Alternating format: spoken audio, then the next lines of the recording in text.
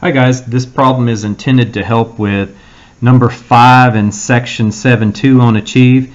It gives you the cotangent cubed of 10x and you're integrating that with respect to x.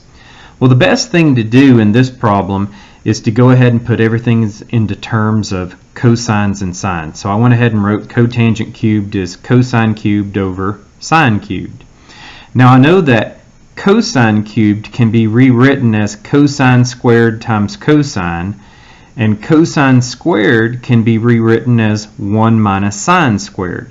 So you'll notice that cosine cubed here of 10x I rewrote as cosine squared in the form of 1 minus sine squared 10x, and then the remaining cosine I put out here.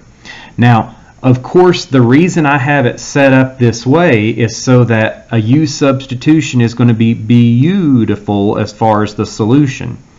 Notice if I let u equal the sine of 10x, well then your denominator is going to become u cubed, your numerator would become 1 minus u.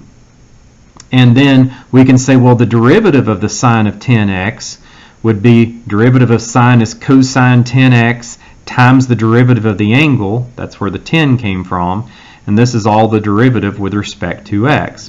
Well, I would need to see a 10 cosine 10x dx. I have a cosine 10x dx in there, I just don't have the factor of 10.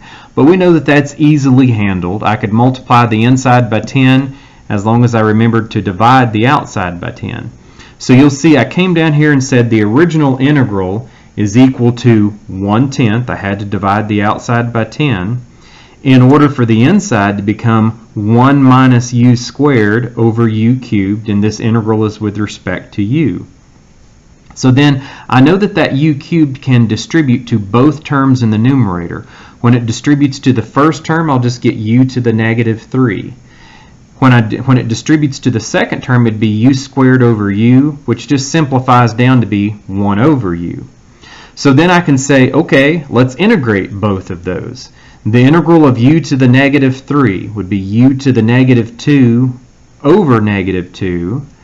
The integral of 1 over u is just the natural log of the absolute value of u, and then I have plus the constant of integration.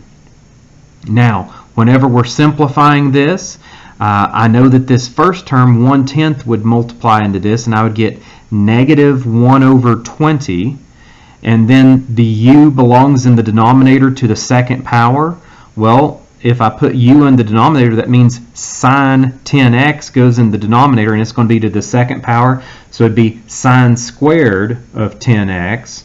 And then I have minus 1/10, because the 1 over 10 distributed to the second term, minus 1/10, the natural log of the absolute value of u, which again, that's just your sine of 10x.